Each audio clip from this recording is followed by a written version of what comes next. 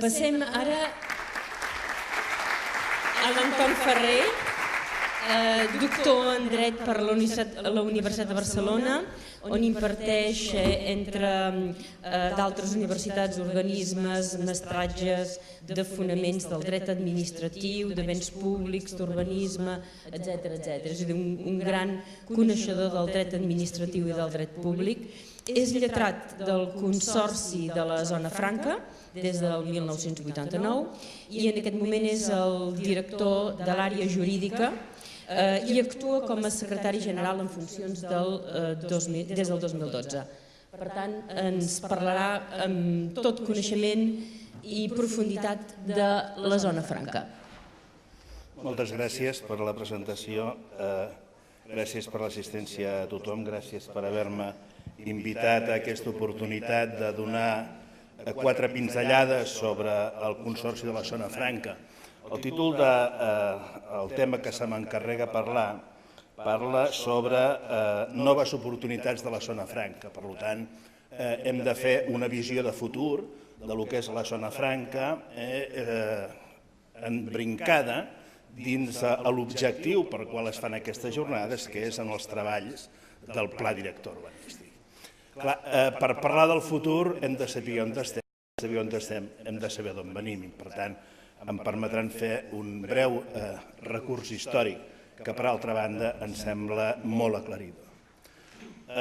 La Zona Franca de Barcelona comença als inicis del segle XX per una aspiració de la burgesia catalana de tenir un port franc que copsés tot el tràfic internacional, perquè arrel de la gran catàstrofe de la Primera Guerra Mundial tots els ports europeus estaven inoperatius. Vam pensar, aquesta és la nostra, anem a fer un gran port industrial que agafi tot el tràfic internacional, bàsicament provinent de Llatinoamèrica. En base a això es plantegen expropiar una superfície immensa de terreny, que és la que surt aquí a la fotografia, que va des de Montjuïc fins al Llobregat, aproximadament 1.200 hectàrees que s'expropien amb diners de la ciutat de Barcelona, més o menys uns 36 milions de pessetes d'aleshores. I les expropiacions duren des de l'any 1920 fins a l'any 1930, aproximadament. L'any 1920 ja havia acabat la Primera Guerra Mundial, el projecte ja es va abandonar, va passar la primera, va passar la segona, per sort no m'ha arribat a la tercera. I aquí hi havia aquestes 1.200 hectàrees expropiades. La imatge correspon a el que es diu el vol americà de l'any 1956. En aquesta imatge del 1956 podem veure que ja hi ha la primera instal·lació de la fàbrica de la SEAT. La primera nau que aquí es va construir, del que després va ser la seva gran instal·lació de 121 hectàrees. Aquesta imatge correspon, com dic, a un vol de l'any 1956. La construcció tenia que ser d'alguns anys anterior i, per tant, tenia que agafar forçosament la legalitat urbanística del Pla Comarcal de 1953. Suposo, perquè per les èpoques que corrien en aquell moment, la veritat que jo al Consorci no he trobat cap contracte d'arrendament de la SEAT anterior a l'any 1959. És a dir, suposo que aquesta implantació es va fer manu militari des del punt de vista civil i des del punt de vista urbanístic. Però era l'única instal·lació que es havia aconseguit de treure aquí després de 30 i alguns anys d'haver-se expropiat els terrenys. Aquesta ja és la imatge del Pla Parcial de 1968. Encara que l'escala no permet segurament a la concurrència veure els detalls de les llegendes que hi fiquen, aquí hi ha la fàbrica de la SEAT, que ja havia agafat aquesta pastilla de 121 hectàrees. La instal·lació que veiem a la imatge d'aquesta fàbrica que hi havia aquí, ja es dibuixa aquí el que es deia la unitat alimentària, ja es dibuixa aquí l'assentament de motor ibèrica, el que ara seria Nissan, i aquí hi ha una altra gran empresa que és Enasa. De les 1.200 hectàrees passen al port de Barcelona, aquestes d'aquí que són unes 400 i escaig, i per tant les 1.200 ja queden dràsticament reduïdes. Amb aquest pla parcial del 1968 és com es va fent el desenvolupament i la implantació del polígon, urbanitzant a tall, a medida, a mesura que hi havia peticions de demandes, anaven urbanitzant els vials i es anaven instal·lant les indústries. Aquesta és la situació actual, ja amb tota la transformació produïda. Aquesta seria la imatge de les qualificacions urbanístiques. Però tornem a aquest plànol anterior. La superfície del polígon de la Zona Franca avui en dia són aproximadament 600 hectàrees. Perquè de les 728 que deia el pla parcial del 68 s'han d'excloure també aquestes d'aquí que al final hi ha anat la part primera de la zona d'activitats logístiques. Sobre aquestes 600 hectàrees és l'entorn sobre el qual es pot actuar. Quines són les característiques principals? Doncs que es tracta d'un sector d'activitats enclavat en un altre sector major. La qual cosa significa que no té sentit l'anàlisi ni l'estudi d'aquest àmbit sense prendre com referència l'entorn on desenvolta. Està envoltat de sectors d'activitats tant pel nord com pel sud, com per l'est com per l'oest. Els polígons de l'Hospitalet, la zona d'activitats del Port de Barcelona, Mercabarna, els polígons del Prat. Per tant, tot forma un gran entramat de sector d'activitat, on l'única diferència és la propietat del sòl. El polígon de la Zona Franca, com abans ha dit algun intervinent, és un polígon de titularitat pública i, per tant, això és el que facilita poder programar totes les actuacions sobre el mateix. En aquest polígon la imatge ho deixa ben clar, existeix en l'actualitat un alt índex de desocupació. Un alt índex de desocupació derivat de que grans o petites activitats per processos de lògica de creixement o per processos de tancament per crisi han abandonat l'ocupació del sòl. Són sòls que no van pagar per l'adquisició, per tant són sòls més fàcils que es produeixin aquestes situacions d'abandonament perquè sobre el sòl no hi ha pretensions de valorització que l'empresa pugui realitzar. En aquest moment tenim aquí perfectament visible bona part que ocupava abans la SEAT, això serien unes 30 hectàrees aproximadament, aquí són 12 hectàrees aproximadament, però també hi ha altres zones esmicolades al llarg del polígon on encara que hi hagi nau no hi ha arrendatari i per tant han de comptar com zones desocupades.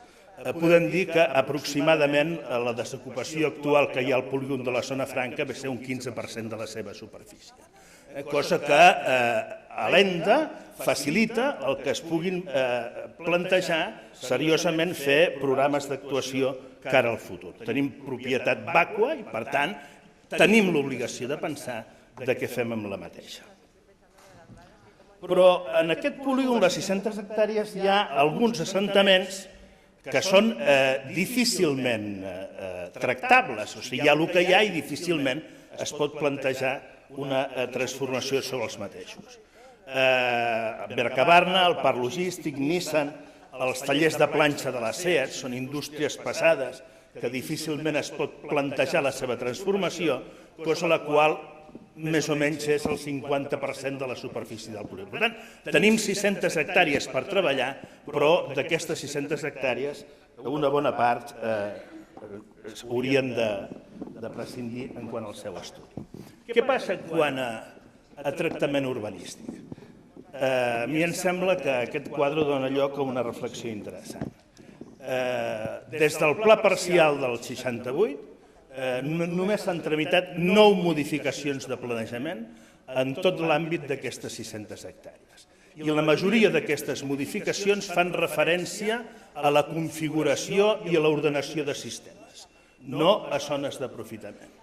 Per tant, la conclusió és que tenim un pla parcial del 68 escassament modificat i, per tant, pel propi transcurs del temps, essencialment obsolet. No podem fer un desenvolupament seriós en base a les ordenances d'un pla parcial que, per dir-ho de forma gràfica, està picat amb una Underwood Girls i els plànols dibuixats en tinta de ròtric, com vèiem amb el de la transparència. fa falta una transformació radical quan aquesta ordenació. Pensem que, diu la literatura experta, he llegit en més d'un manual, que en l'època de la bonança immobiliària el Pla General Metropolità sofria una modificació setmanal, 50 i tantes modificacions anuals, Pla General Metropolità. El polígon de la Zona Franca, que són 600 hectàrees, amb quasi bé 50 i llargs anys, únicament 9 modificacions. Hem de fer una reflexió profunda per analitzar la seva transformació. Anem a veure la situació urbanística actual. Centrem-nos primer en l'anàlisi dels accessos i dels sistemes. Els accessos, hi ha l'accés inicial pel passeig de la Zona Franca, que és el que entra per aquí dalt, hi ha un accés per la feixa llarga, un accés molt secundari que entra per aquí, hi ha l'accés posterior que s'ha fet pel polígon Pretenc, hi ha l'accés pel cinturó litoral, hi ha l'accés a més pel túnel que connecta el carrer 2 amb Amadeu Torner. A nosaltres ens sembla que la situació d'aquests accessos s'ha d'estudiar en profunditat. S'ha de millorar l'accessibilitat i la mobilitat dins del polígon. I aquest és un gran estudi pel qual s'ha de començar. En quant als sistemes, fixem-nos primer en els espais lliures. La previsió inicial del pla parcial del 68 era que hi haguessin 120.000 metres quadrats de zona verda, cosa que representava el 15,5% de la seva superfície, però zona verda que es col·locava al marge esquerre del riu i a la banda mar del cinturó. En la qual cosa, el desenvolupament d'aquestes infraestructures ha produït que aquesta zona verda hagi acabat desapareixent.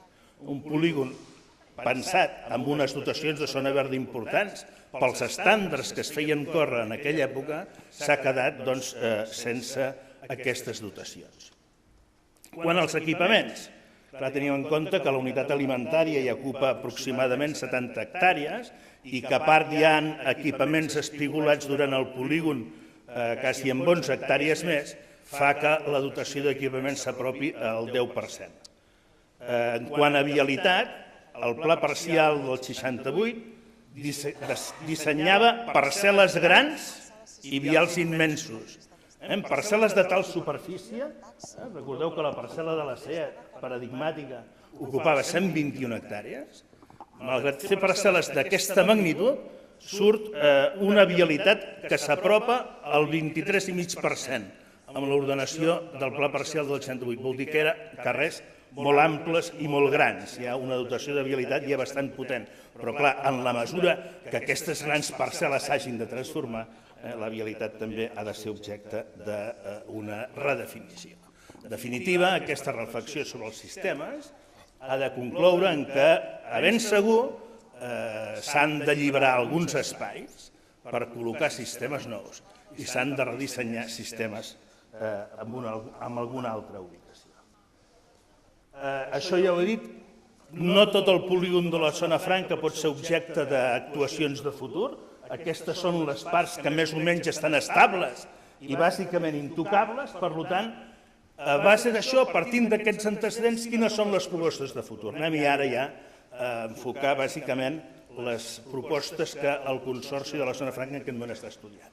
El Consorci disposem d'un document intern on estem analitzant 30 propostes de futur, de les quals aquí em presento 4, que són les més importants, a part de la reflexió sobre els sistemes, que és la que he acabat de referir. La primera fa referència a l'ampliació de la Zona Franca duanera, perquè encara que no us sembli, el polígon de la Zona Franca no és Zona Franca. Coses que passen en aquest país, que es donen el nom de les coses que no són i que acaben tothom coneixent-les per el que no és. Però s'ha de dir, el Consorci de la Zona Franca no és Zona Franca, és un polígon d'activitat normal. Dins d'aquest polígon d'activitat normal hi ha només 7 hectàrees, 7 hectàrees, poc més del 10%, que es destina a el que és Zona Franca de realitat i que anomenem Zona Franca duanera. En l'actualitat, la Zona Franca duanera és aquesta parcel·la d'aquí que va estar comprimida per la pretensió de localitzar en el que dèiem la nau B el centre d'internament de reclús, un centre penitenciari, el que seria la futura model de Barcelona. El que nosaltres plantegem és la necessitat d'ampliar la zona franca per recuperar la seva anterior extensió. Pensem que a curt termini hem de passar de 7 hectàrees a 9 hectàrees i mitja per fer aquesta activitat. I a llarg termini ens plantegem agafar part de la parcel·la de la SEA, encara hem de definir en quina part exactament i en quina extensió, perquè estem convençuts que és un nou focus d'activitat important. El nou Codi Duaner de la Unió Europea, aprovat l'any passat, preveu que en règim de zona franca es pugui fer activitat de transformació i de valor afegit. Ja no es tracta només d'una zona franca magatzem o de paqueteria, sinó que es pot fer producció. I per tant, això, entenem, pot tenir un mercat nou que pot albergar activitats d'aquest tipus. A nivell urbanístic, doncs, caldria reflexionar sobre una qualificació específica que permetés la ubicació d'aquesta activitat en aquests emplaçaments. La segona proposta que estem treballant és la modificació de les qualificacions urbanístiques per tal que sigui possible encabir-hi activitats del que podríem anomenar tercera generació. Si la qualificació urbanística és única, el 22A, hi ha dues manzanes que són 22AL, però poc difereixen en quant a la regulació de les activitats, i nosaltres entenem que això ha de ser objecte d'una profunda transformació. Profunda transformació en dues línies. Una, fer una ordenació més híbrida, flexible i polivalent, en el sentit que apunta l'informe de l'antiga Comissió Nacional de la Competència del maig del 2013, informe enormement criticat i del qual en discrepo moltes consideracions, però que en aquest punt, en quant a la necessitat de flexibilitzar els paràmetres urbanístics per facilitar la competència, ens sembla que té poca crítica. Té crítica en les seves llacunes, en les seves mancances, en què hi falta segurament una anàlisi d'economia real o d'economia financera, però en quant a la necessitat d'obrir el ventall perquè les activitats puguin triar la seva localització i, per tant, fomentar una competència lícita en el mercat del sòl, ens sembla que és inevitable. Aquesta és la primera reflexió personal a la qual m'apunto. Sé que és una reflexió molt personal, no és una reflexió d'institució, és una reflexió més aviat que faig amb el meu barret de professor universitari. La segona línia que s'ha de fomentar és l'aprofitament de les alçades. Com abans he dit, si la reflexió dels sistemes requerirà segurament alliberar encara més sòls dels que avui en dia existeixen, només podrem ficar-hi més activitats si aconseguim d'una vegada aprofitar les alçades edificatòries. Avui en dia l'alçada màxima del 22A són 24 metres, quan el cono de servituds aèries permetrien una alçada molt superior. Alçada molt superior que, al meu entendre, es podria aprofitar perfectament per tema terciari a el que és l'avinguda del parc logístic, que és la primera imatge que hi ha aquí dalt, que és on hi ha la seu del Consorci i altres activitats, per fer el que nosaltres diem un front diagonal, que ha de ser una de les noves entrades a Barcelona, on es podria admetre aquesta activitat. Però després per les activitats normals, diguem, les activitats productives normals. Avui en dia existeixen experiències de construcció en doble alçada, amb moviments horitzontals, no verticals, i portant la càrrega de camions fins a dalt i no pas amb elevadors o amb ascensors, que a nivell europeu funcionen i que em sembla que s'haurien d'aprofitar. L'única forma de poder fer totes les activitats en un espai tan reduït com tenim i que no pot ampliar-se per limitacions naturals, exigeix aquesta reflexió. D'altra banda, l'edificabilitat que permetia el Pla General Metropolità de 2 metres per metre no s'esgota ni en pintura. És absolutament impossible que amb una parcel·la com la que dèiem abans de la SEAT d'1.200.000 metres quadrats hi haguessin 2.400.000 metres de sostre. Impossible. Per tant, l'aprofitar més alçada, el que faria és possibilitar l'esgotament del sostre teòric que ja contemplava el pla parcial de 1968. La tercera línia seria anar a buscar serveis de qualitat per a les empreses. Però aquesta és una línia que s'ha de pensar amb la situació del polígon dins l'entorn. No es pot pensar en el polígon aïlladament. Els serveis han de ser per tota l'àrea on hi ha aquestes activitats, dins la qual l'àrea més gran, la zona franca no és més que un enclavament. Per tant, hem de pensar en aquests serveis avançats de tercera generació, hem de pensar en els nous sistemes de proveir les necessitats de refrigeració i de climatització, sigui a través de la central d'ecoenergia, sigui a través de la central de regasificació. Hem de plantejar l'execució de fibra òptica, hem de plantejar refer totes les infraestructures que existien fins al moment per tal que les empreses tinguin el millor entorn on establir-se. Clar que l'execució d'aquests nous serveis no s'acaba només amb l'execució, sinó que després cal la conservació i el manteniment. I al meu entendre, aquesta és una xacra que pateix l'urbanisme a Espanya, particularment a Catalunya, tots els indrets. Els serveis es fan i després no es conserven malament.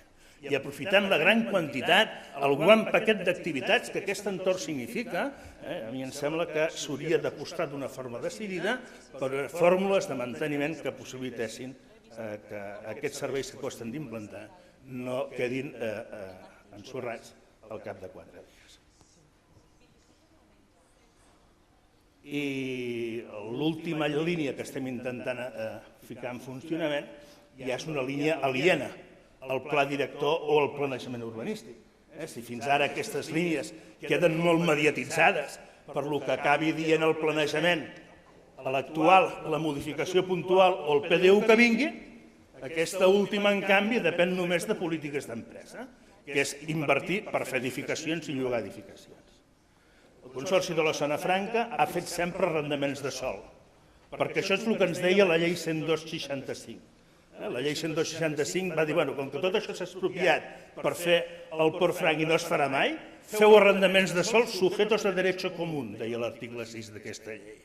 I amb això hem fet arrendaments subjectes a Codi Civil sobre parcel·les. Devem ser l'únic lloc d'Espanya, per no dir del món, que fem arrendaments de sòls subjectes al Codi Civil. És un model esgotat. És un model esgotat perquè en base a aquest punt de partida, les empreses, si no tenen finançament propi, no aconsegueixen finançament aliè. Els bancs no se senten còmodes si no poden travar garanties reals. Les garanties reals exigeixen la constitució d'hipoteques que, en base a un arrendament, això no és possible. Per tant, a més, les empreses ja no inverteixen en coses diferents al seu core business i estan més còmodes amb lloguer d'edificació que no pas amb lloguer de terreny. Això requereix plantejament de fortes inversions que una entitat com el Consorci, que és una entitat pública, però que no té recursos públics ni un duro. Una altra curiositat, els consorcis de les zones franques poden fer servir una cosa que va introduir un decret llei de l'any 99 que en diuen recurs tributari, que és demanar al Ministeri d'Hisenda que l'impost de societats de les empreses establertes a les zones franques es cobri al Consorci de la Zona Franca i no per l'Estat, cosa que fan el de Cádiz i el de Vigo. El de Barcelona no ho ha fet mai. El Consorci de Barcelona no té ni un sol ingrés tributari ni que vingui de les arques públiques i, per tant, es financia directament dels productes que obté. Per tant, afrontar aquestes inversions requereix, per la seva envergadura, en el mercat. I, per tant, hauríem d'estudiar fórmules de partners, fórmules de partenariat públic-privat per poder afrontar aquestes inversions que em sembla que és, d'alguna manera, la lògica pel desenvolupament dels nostres dies. Res més. Gràcies. Moltes gràcies, Antoni. Realment, aquesta exposició que ens has fet està basada en una anàlisi del present complexíssim, pel que hem vist, comparat amb les altres intervencions que hem tingut, que han estat més optimistes. És impossible reformar, refer el Consorci de la Zona Franca si no tenim un creixement econòmic. Quin creixement econòmic es necessita per posar en marxa 4 de les 30 i pico idees que has dit que teniu. Bàsicament, el creixement econòmic faria falta només per aquesta quarta alternativa. I per la dotació amb serveis, per 2 de les 4. Les de més és un tema d'estudi urbanístic, de redactar els instruments que fossin necessaris i de tenir un planejament adequat a el que el tercer mil·lenni requereix. Però clar, evidentment, per les altres 2 fa falta la disposició de fons importants que nosaltres no tenim a nivell tributari, per tant ens hem d'explorar amb el mercat. Si amb el mercat no tenim benefici, l'única fórmula és anar associant-nos amb inversors que puguin fer la inversió en fórmules de partenariat. Però és que el futur demana això, al meu entendre no hi ha una tercera via. Moltes gràcies.